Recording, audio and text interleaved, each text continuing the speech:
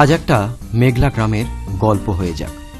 চলুন তবে গায়ে মেঘ মেখে হাঁটতে হাঁটতে পৌঁছে যাই সেই গ্রামে। গ্রামটার পোশাকি নাম পোখরিটার। নেপালি ভাষায় পোখরি মানে পুকুর বা জলাশয়।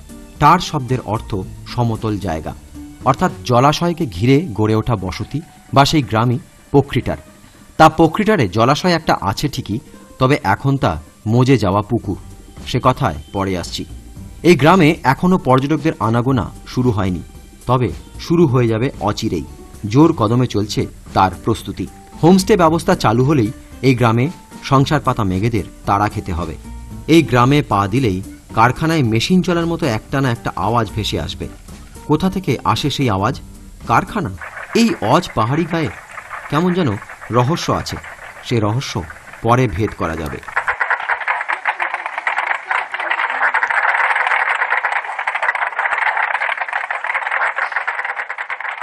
তা পোখরিটারে পৌঁছে মেঘেদের শাসনে পথ হারানোর জোগাড়, কারণ কিছুই প্রায় দেখা যাচ্ছে না। পাহাড়ের ঢালে থাকা গোটা গ্রামটাই মেঘেদের ঘেরাটোপে। দার্জিলিং জেলার কার্শিয়াং মহকুমায় ৭,০০০ ফুট উচ্চতায় মেঘ গায়ে মেখে বছর ভর শুয়ে থাকে পোখরিটার। কার্শিয়াং থেকে মাত্র ১৭ কিলোমিটার দূরে এমন মেঘলা এক গ্রাম আছে জেনে রুকস্যাক আর ক্যামেরা নিয়ে বেরিয়ে পড়েছি। থাকার ব্যবস্থা কি হবে জানি না।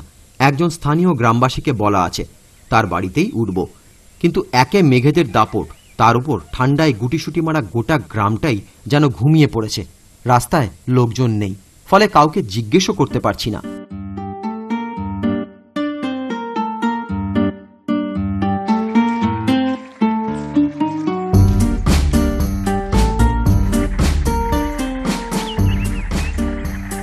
মেঘেদের পাতা ফাঁদে পা দিলেও পথ অবশ্য হারালাম না। রাজুল আমার বাড়িটা মেঘের ওড়না ছিঁড়ে উকিয়ে দিচ্ছিল, আর রাজু ও তার বৃদ্ধ বাবা অপেক্ষায় ছিলেন আমাদেরই। দোতলা ঝকঝকে মাকান, থাকার ব্যবস্থা করে দিলেন ওরা। সুন্দর গোছানো ঘর, আধুনিক আসবাবে সুসজ্জিত।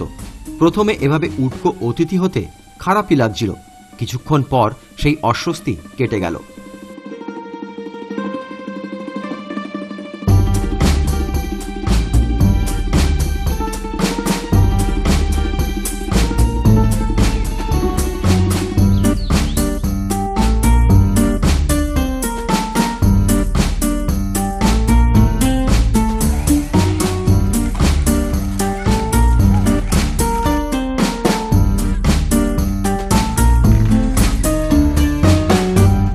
দোতলার বারান্দায় দাঁড়িয়ে কফির কাপে চুমুক দিচ্ছিলাম।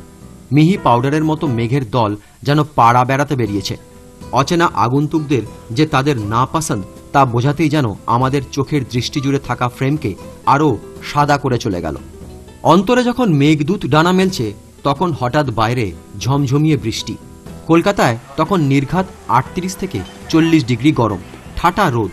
একটু মেঘের দেখা পেতে গোটা শহর ও শহরতলির মানুষ দুবেলা কপালে হাত ঠেকাচ্ছেন। আর এখানে কোথা থেকে এত মেঘেদের মিছিল? বাতাসে ভেসে বেড়ায় জলকণারা। ওহে মেঘ, যাও একটু ভাসিয়ে এসো আমার শহরকে।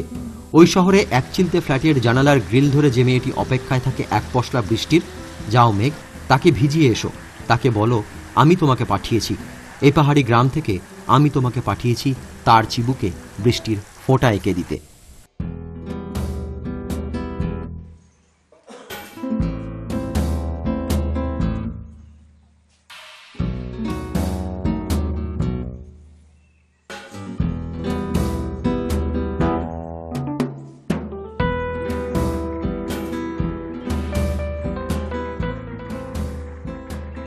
ঘরের ভেতর থেকে বৃষ্টি দেখতে দেখতে হাঁপিয়ে উঠেছিলাম। জানালার কাঁচে মেঘেদের জলছবি। দরজা খুলে রাখলেই ঘরে ঢুকে পড়ে এক দঙ্গল মেঘ। ঠান্ডাটা বেশ জমিয়ে পড়েছে। বাইরে ভেজা কনকনে হাওয়া। ঘরের ভেতর বসে বাইরে তাকিয়ে থাকা ছাড়া আর কি বা করার আছে?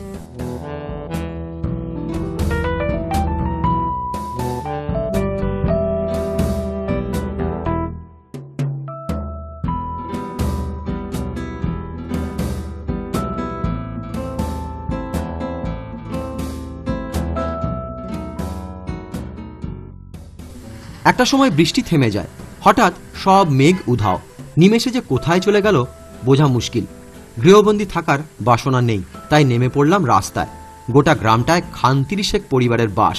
পেশা মূলত কৃষিকাজ, কেউ কেউ শহরে চাকরিও করেন। ছিমছাম একটি গ্রাম। বন দপ্তরের সঙ্গে জোট বেঁধে এই গ্রামেই গড়ে তোলা হচ্ছে ইকো ট্যুরিজম। গ্রামবাসীরাই বন দপ্তরের সহযোগিতায় গড়ে তুলছেন ছোট ছোট কটেজ। এখানেই প্রকৃতির মাঝে থাকবেন পর্যটকরা। মেঘমাখা এই কটেজগুলোয় থাকতে চাইলে একটু ধৈর্য ধরুন, প্রকৃতির ঠিক আপনাদের ডেকে নেবে। শিলিগুড়ি থেকে চলে আসুন কার্শিয়াং, তারপর সেখান থেকে টুক করে একটা গাড়ি ভাড়া করে চলে আসতে পারেন এই মেঘলা গ্রাম প্রকৃতিরে।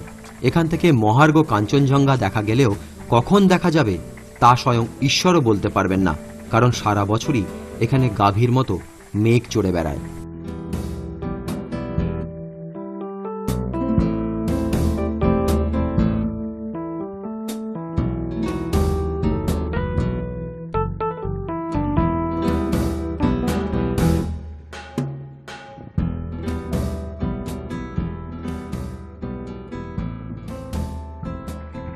इस गांव का नाम पोखरीटार है। ये करसियांग से आपको 17 किलोमीटर करीब दूर पड़ता है। आने जाने में टैक्सी वैक्सी हमेशा तो अवेलेबल नहीं रहता है, लेकिन आपको मिल जाएगा। कोई भी इस गांव में आएगा तो यहाँ से अच्छे से कंचनजंगा दिखाई देगा। और यहाँ का मेरा गांव में 130 परिवार रहता है। यहाँ पर इको टूरिज्म वगैरह फैसिलिटी सब है। आप लोग कभी आएगा तो मस्ट वेलकम। और यहाँ से आपको सिलगुड़ी से लेकर कहीं भी कंचनजंगा नीचे किसी भी जगह का आपका नज़ारा देखना है तो इस गांव में आइए। यहाँ क्लाउड भी रहता है, क्लाउड भी बहुत अच्छा तरह से आपको दिखाई देगा कि किस हिसाब से क्लाउड आता है। मतलब धीरे धीरे करके कभी पूरा आ जाता है, कभी थोड़ा हल्का सा क्लाउड। और इस गांव में हरियाली हरियाली है, कोई मतलब पोल्यूशन नहीं है। पोल्यूशन से बहुत दूर से रिश्ता नहीं है हमारा। यहाँ पर हम शुद्ध वातावरण में हम यहाँ रहते हैं। यहाँ पर 90% आदमी फार्मर है।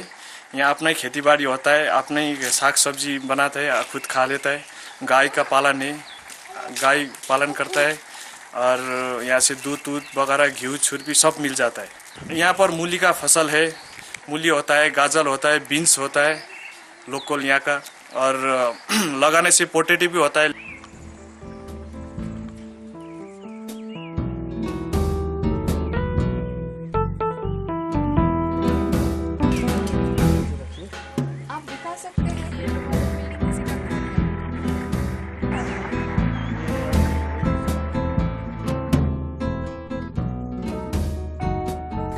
এই মেঘ এসে ঢেকে দিচ্ছে সবকিছু।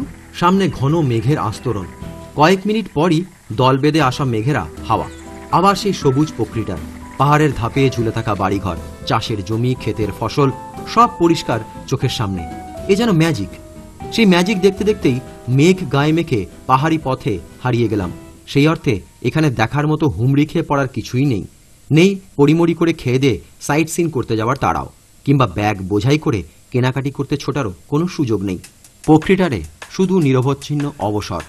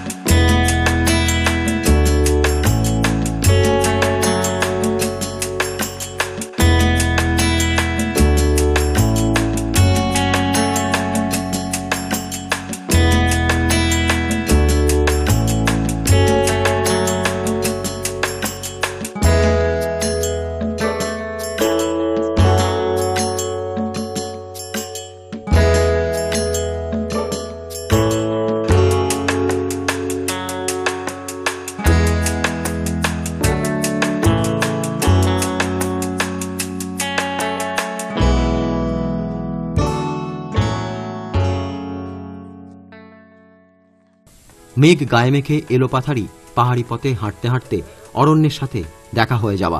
গ্রাম ছাড়িয়ে বেশ কিছুটা চলে এলে পাইন আর ধুপি বন। দুহাত বাড়িয়ে আছে বনাঞ্চল। একটানা ঝিঝির ডাক কেমন যেন নেশা ধরিয়ে দেয়।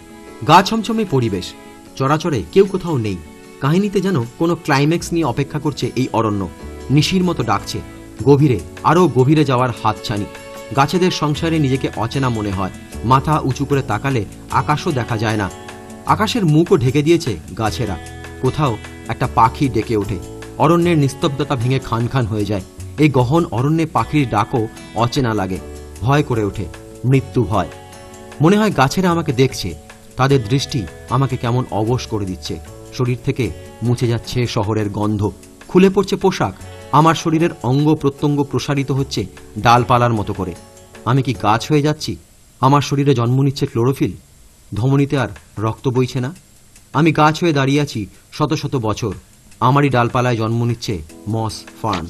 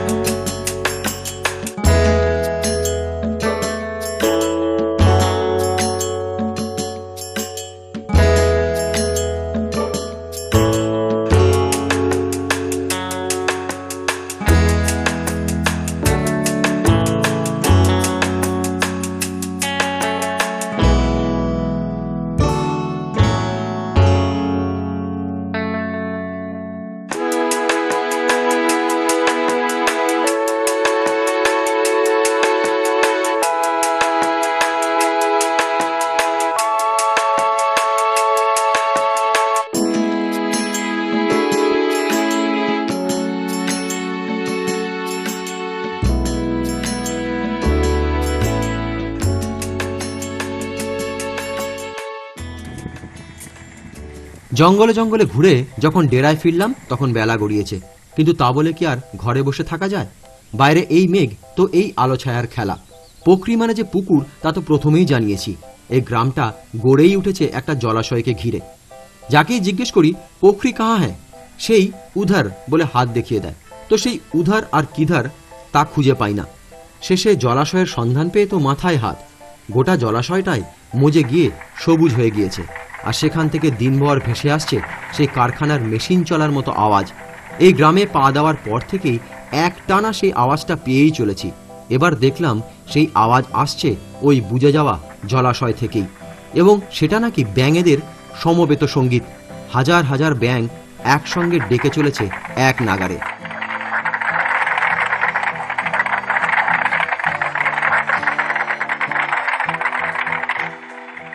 শোনা গেল এই মজে যাওয়া জলাশয়কে কৃত্রিম লেকে পরিণত করে এখানে পর্যটকদের মনোরঞ্জনের ব্যবস্থা করবে বন দপ্তর।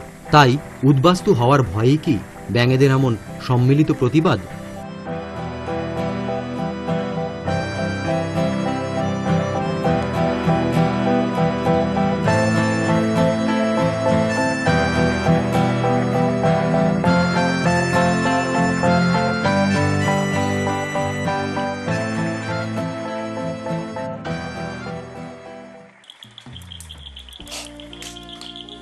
রাত ঘনাতেই পোখরিটারে মেঘেদের ডানা ছুঁয়ে নেমে আসে হিমেল হাওয়া। লেপের উষ্ণতায় সেদিয়ে যায় গোটা গ্রাম। অতিরিক্ত উষ্ণতার খোঁজে আমরা আগুন জেলে বসি। উত্তাপে গলে যায় অভিমানী মেঘ।